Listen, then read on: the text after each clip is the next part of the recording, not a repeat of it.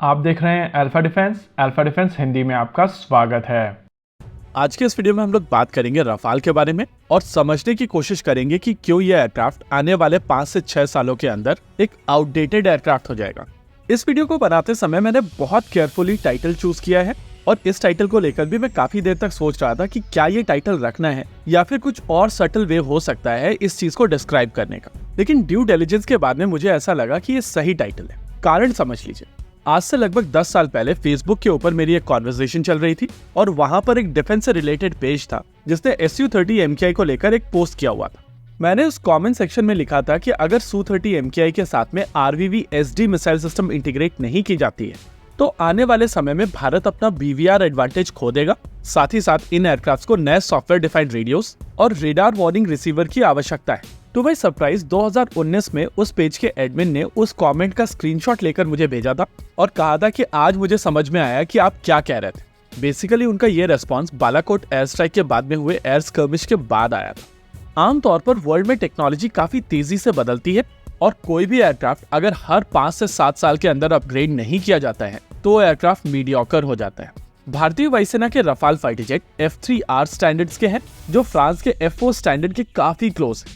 आज की तारीख में रफाल और यूरोफाइटर टाइफून 4.5 जनरेशन कैटेगरी के बेस्ट फाइटर जेट्स, लेकिन आने वाले समय में ये फाइटर जेट अपनी कैटेगरी के बेस्ट फाइटर जेट नहीं रहने वाले हैं। देखिए, चीजों को कॉन्टेक्स्ट में डालने के लिए पहले टाइमलाइन समझ लेते हैं। भारतीय वायुसेना ने जब रफाल फाइटर जेट अक्वायर किए थे तो दासो एविएशन की तरफ से कहा गया था कि 36 मंथ्स के अंदर पहले रफाल की डिलीवरी शुरू कर दी जाएगी और इंटरेस्टिंगली ऑर्डर के 36 मंथ्स के अंदर भारतीय वायुसेना को अपना पहला रफाल फाइटर जेट मिल गया था। उसके बाद 12 एयरक्राफ्ट पर ईयर के हिसाब से भारतीय वायुसेना को अगले 3 सालों के अंदर अपने पूरे 36 एयरक्राफ्ट मिल गए थे और ऑर्डर से लेकर डिलीवरी तक भारतीय वायुसेना को इन 36 एयरक्राफ्ट के लिए 6 साल का समय लगा था।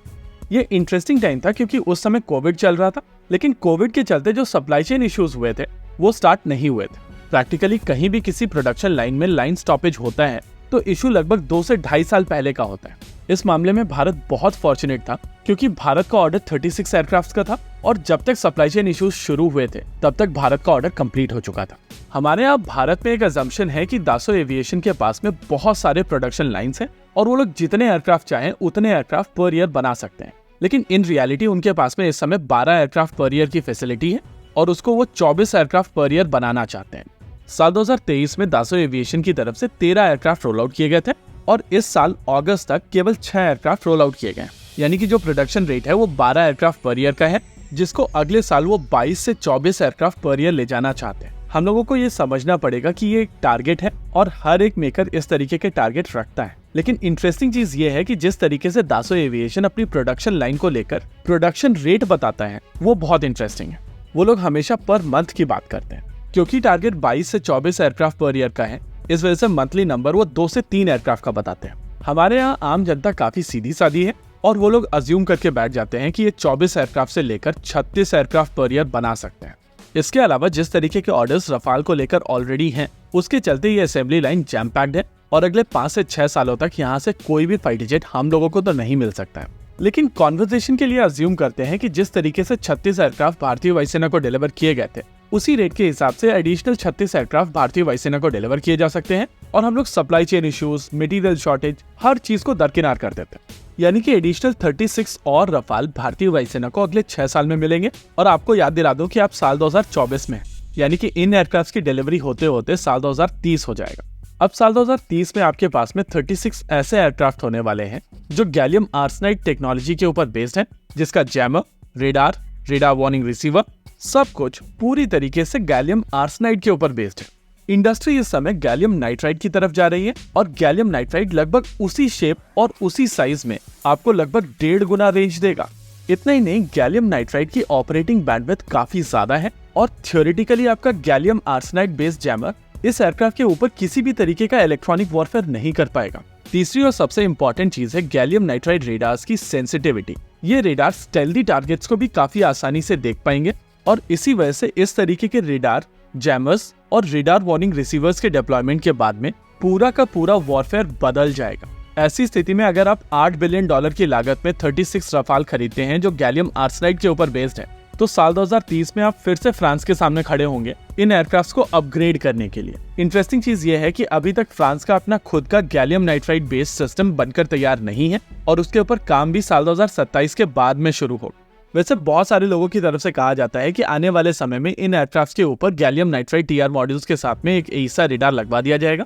लेकिन उससे पहले इस चीज को समझिए कि साल 2030 तक ये एयरक्राफ्ट डिलीवर होंगे और डिलीवरी के तुरंत बाद हम लोग इनको अपग्रेड के लिए भेज देंगे।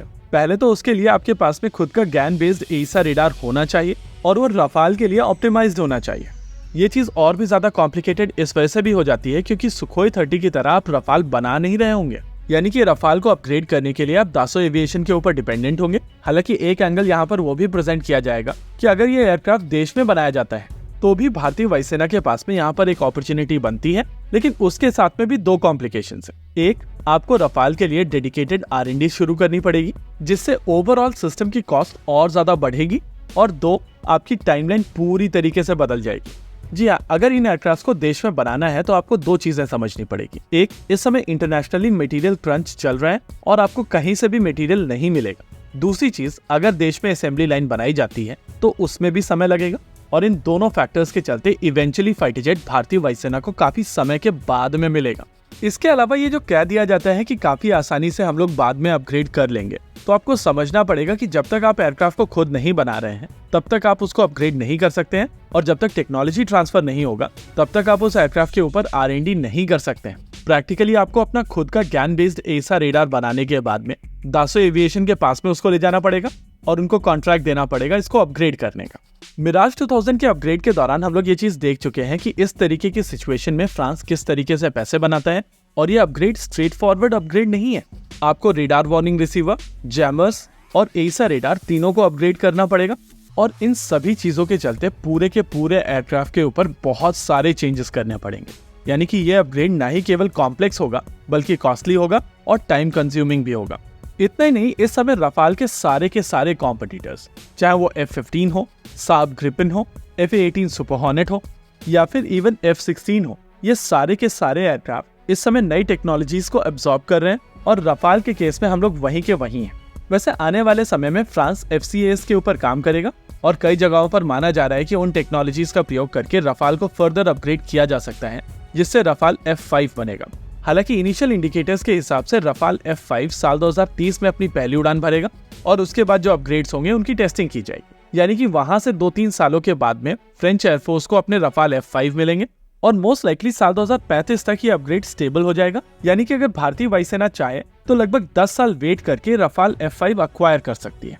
लेकिन अगर अभी भारतीय वायुसेना की तरफ से रफाल फाइटर जेट्स को अक्वायर किया जाता है तो ये एयरक्राफ्ट भारतीय वायुसेना को मिलते मिलते आउटडेटेड हो जाएंगे, और जिस दिन आपके किसी एनिमी की तरफ से गैलियम नाइट्राइड टीआर मॉड्यूल्स के साथ में एईसा रेडार और जैमर डिप्लॉय कर दिया जाएगा तो सडनली आपका $8 बिलियन का ये इन्वेस्टमेंट बिल्कुल बेकार हो जाएगा। वैसे बहुत सारे लोग कहेंगे कि काइनेटिक ऑप्शंस रहेंगे एक्सेट्रा एक्सेट्रा, लेकिन जब हम लोग रफाल की बात करते हैं तो हम लोग टेक्नोलॉजिकल एज की बात करते हैं और वो चीज पूरी तरीके से खत्म हो जाएगी। कहीं ना कहीं भारतीय वायुसेना इस चीज को काफी पहले से समझती है और इसी वजह से अभी तक उनकी तरफ से किसी भी तरीके का कमिटमेंट नहीं किया गया।